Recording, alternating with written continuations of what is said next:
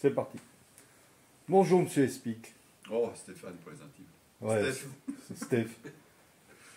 Donc, on vit quand même des moments très particuliers. Euh, les jours à venir ou les mois à venir, tu les vois comment? Bien sûr qu'on risque bien de plonger dans le chaos, qui est voulu par tout le monde. C'est ça qui est aberrant. Tout le monde, c'est-à-dire les politiques Ouais, et les le peuple politocards. qui reste indifférent ou qui Ouais. bouge pas. Non, c'est des lapins avec, comme un peu moi là, avec ton éclairage dans le visage, des lapins dans la nuit qui sont happés par la lumière des projecteurs et qui ont les yeux grands ouverts, eyes wide shut, les yeux grands fermés. Des autruches, le cul en l'air, la tête dans le sable, qui se disent jusque-là tout va bien, jusque-là tout va bien, jusque-là tout va bien. Le pire, c'est pas la chute, c'est l'atterrissage. Oui, et puis avoir le cul en l'air aussi, on prend des risques. Ça, est-ce que tu sais qu'il y a des autruches, des statues d'autruches à côté du Parlement européen? Elles ont la tête dans le sable, le cul en l'air.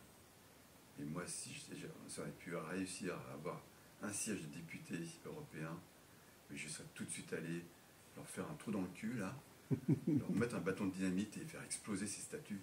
C'est hallucinant, c'est un foutage de gueule à Bruxelles. Et abaisser l'humain. Ah, mais et puis tu as les autres statues à côté un des bâtiments, pas le Berliamont, mais l'autre bâtiment qui est à côté de la Commission européenne, où tu as des enfants en guenilles qui regardent le ciel. Mais tu te dis, mais c'est pas possible. Et de l'autre côté, en face, il y a une autre statue, tu as un homme immense avec un pied dans le vide. Mais ils se foutent de notre gueule.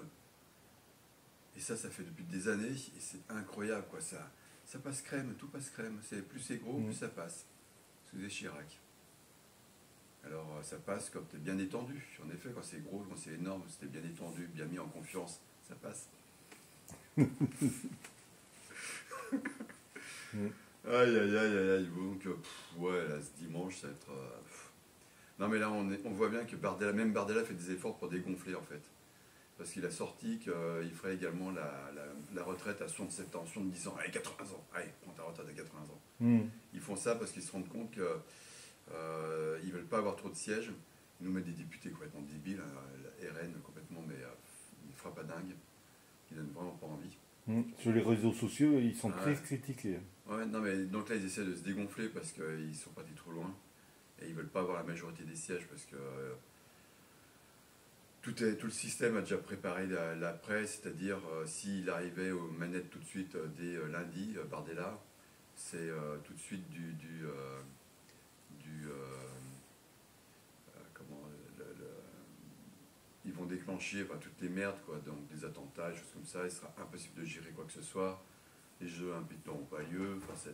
Ça va être une catastrophe absolue qui est déjà mise en place pour que ce soit une catastrophe. C'est pas tout est organisé pour que ce soit le chaos. Et une fois que le chaos est là, Macron, qui sera toujours aux manettes présidentielles mais en cohabitation, vous dira regardez, quand on laisse les manettes à des extrêmes, tout foire. Oui, forcément, ils ont organisé le foirage, justement. Voilà, organisé, et puis surtout Bardella, il va s'exposer aux problèmes économiques, Oui. et tout va être de sa faute d'un seul coup. Ah oui, et Trump, donc, il arriverait donc, à la Maison-Blanche en janvier 2025, et il déclencherait, quand je dis il, c'est le système, il déclencherait une méga, donc l'effondrement boursier, financier, ingérable, un marasme absolu déclenché par le système, pour dire, voilà, quand Trump est au pouvoir, il ne peut pas agir. Donc, quelques années après, c'est, regardez, vous avez bien galéré, 20% de perte de pouvoir d'achat, donc tout le monde va réclamer le retour de Macron. Là, ce sera bébé Macron, ça sera donc bébé Attal, qui sera préparé pour 2027. Et puis Trump qui n'arrivera pas à terminer son quinquennat, enfin son 4 ans, ses 4 ans de mandat. Donc, bon, tout est cousu de fil blanc et voilà, on part dans ce marasme, ce chaos contrôlé. Chaos contrôlé avec des gens qui sont aux manettes incontrôlables. Donc non, ça va être une belle galère. Et donc on a essayé de s'opposer à ça, donc on a essayé de faire des choses ensemble, d'éveiller les gens pour éviter ce chaos. Mais là, il faut se rendre à l'évidence, on n'a pas réussi à mobiliser. Et les scores minables que l'on fait, parce que aussi c'est le système, les médias, ils ont une puissance incroyable, quoi. S'ils Mm. nous agitent 3 blocs sous le nez, alors les gens vont sur ces 3 blocs, ils ne vont plus voter pour des convictions, ils vont voter par rapport à ce qu'on leur a dit. Et une division organisée en 3. On s'en est bien rendu compte. Ouais. Et le mot de la fin, Stéphane? Steph? Le mot de la fin justifie les moyens. Et donc, nous et nos droits. Ah, j'ai pas la Constitution avec moi, j'ai pas pris mon blouson blanc, j'aurais dû prendre mon blouson blanc quand même. Parce que dedans, j'aurais pu sortir la Constitution. Mm. Mais oui, De Gaulle a bien fait une Constitution qui donnait les pleins pouvoirs pratiquement à un président, mais en contrepartie de faire du référendum. Si on ne fait pas de référendum, et même le dernier qui a été bafoué, c'est indigne et démocratique. Donc la Constitution, elle ne fonctionne plus depuis 2008.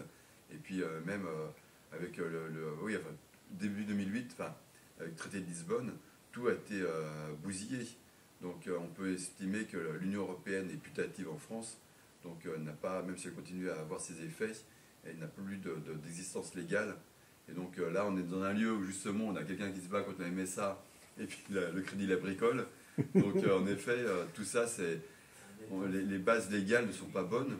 Et on peut se baser là-dessus justement pour dézinguer le système, comme je l'ai fait en Savoie, justement en pays de Savoie. Dire l'annexion n'a pas été, les traités d'annexion n'ont pas été respectés.